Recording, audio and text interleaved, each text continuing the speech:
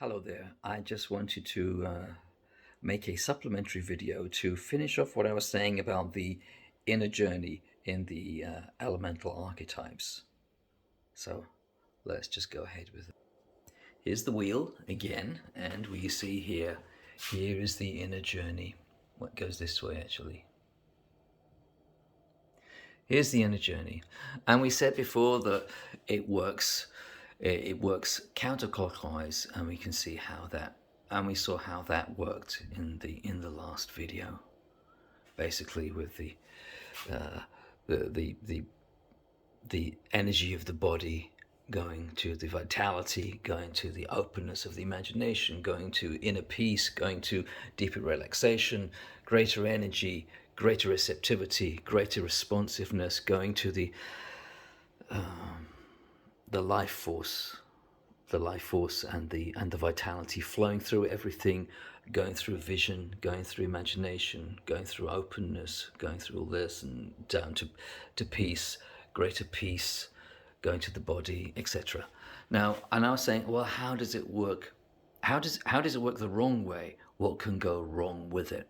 Well, having thought about it, I think what happens is that these are all open states. They're concerned with the inner journey, and they need to be experienced as inner journeys and inner states. They're not about dealing with the outside world in a very direct fashion, yeah, in the way that the closed states are.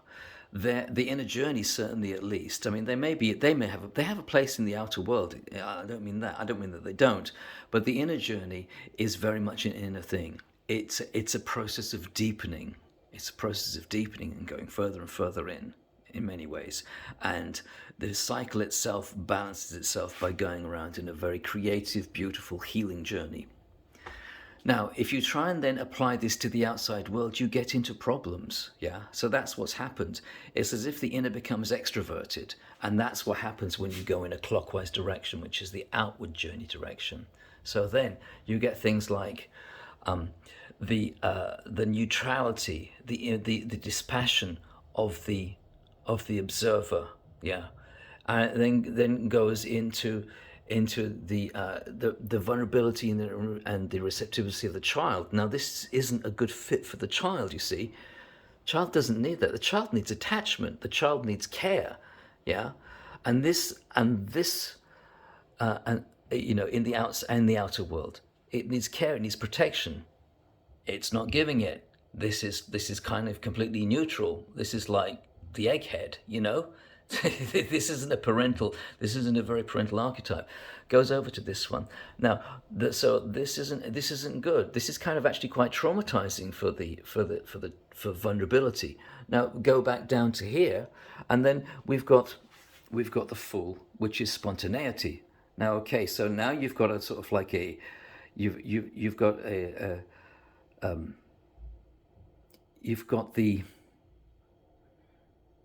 emotional trauma, in a sense, of the vulnerable, childlike, receptive state, which isn't getting the care it needs, and it then goes into the fool, which is then going to act it out, is going to try and extrovert it.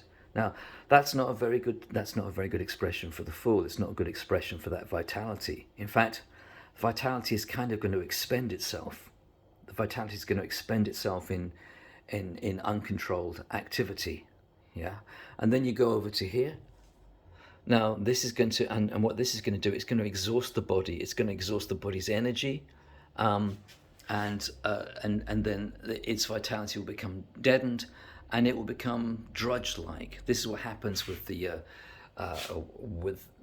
slave archetype, the queen archetype, the mother archetype, is sometimes called, or the hearth priestess. It's like it goes from being the hearth priestess to simply being the drudge, yeah, because its energy is all being expended. The energy is all being expended. The life vitality is being expended. It just becomes a drudge, and then it just goes back to this. It goes back to this, which is not looking inwards. It's simply looking outwards coldly. At that point, it's looking outwards coldly. Everything is drained. Everything's drained there. You see, the energy of the Fool's being expended. That means no fire here, not enough fire here, cold. Back to the poor child state, the angel state, which is like just exposed, basically. So that's just that could show you some of how that can all go wrong. That shows you some of how the inner journey goes wrong by going in the wrong direction. So what we generally see is that with the inner journey, it's meant to go towards the inner, and it works beautifully the inner as a healing process. If you then try to use these inner journey principles in the outer world, you're going to get into a problem state. For instance, as well, say you start off a child, yeah? This is naive. Naive, wonderful, everything's beautiful, yes? We can all live a lovely, lovely life. And why can't everyone all be like me? Go back down to Fool. Yes, why can't everyone all be like me? Let's all just live like that. Down to here. The slave. What you end up being, basically, like abused, essentially, and used and exploited. And then up here to basically to a kind of withdrawal. A kind of withdrawal into a sort of numbness. Yeah. And then, well, it probably won't keep on going round because it will get blocked. You see what I mean? Whereas if you take it the right way round, any of these states, you can start anywhere and they will all end up being deepened. They will all end up being deepened by the process, going deeper and deeper into their vitality, their dreams, their receptivity, their energy, their peace, etc., etc. So that's what happens when you try and live inner principles literally on the outside. You get into this sort of a problem, This is the same as when people say, hey, life could be beautiful. Let's just go hiking, sort of like somewhere incredibly dangerous, That's the inner journey lived on the outside, literally, and it's unfortunately very likely to go very badly wrong.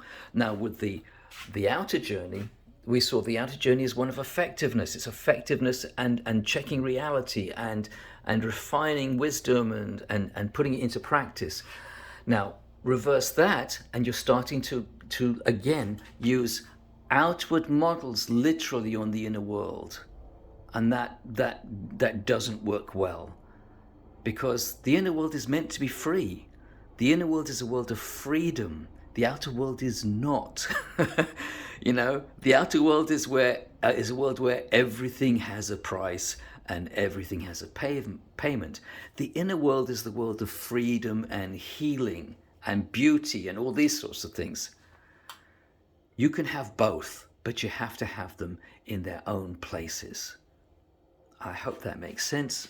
Anyway, I will upload this just as a kind of appendix to that first video. Thanks very much for watching.